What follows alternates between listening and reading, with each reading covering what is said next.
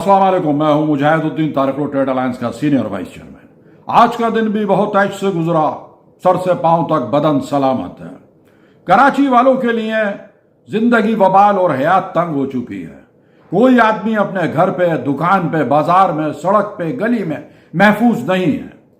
जरा सी देर के अंदर आदमी नाश्ता लेने के लिए निकलता है और डकैत उससे उसका मोबाइल और वॉलेट छीन के गोली मार देते हैं। कोई आदमी अपने घर में बैठा होता है, गोलियों का निशाना बन जाता है। 35 सालों से कराची जो है सुलग रहा है। कोई भी सियासतदान, आजकल सियासी सर्कस उरूज पे है, लेकिन किसी ने भी एक लफ्ज कराची की इस हालात के ऊपर नहीं कहते लोग, क्योंकि हर आदमी को अपना वोट बैंक अजीज है।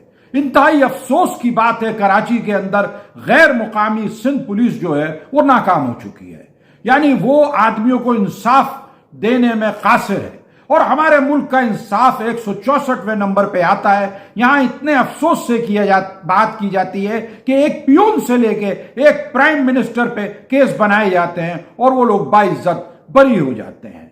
यानी कानून का मजाक बना हुआ है। कोई भी शख्स डकैती करने में, किसी को कत्ल करने में, क्या जाली नोट चलाने में, और मैं ये समझता हूं किसी के मकान पे कब्जा करने में, किसी की जायदाद हड़पने में और नौसरबाजी करने में, किसी का कत्ल करने में लम्हा भर नहीं सोचता। उसे मालूम है कि अगर मैं पकड़ा जाऊंगा तो पैसे देके छूट जाऊंगा। आखिर कब तक कराची वालों के साथ ये सब होता रहेगा?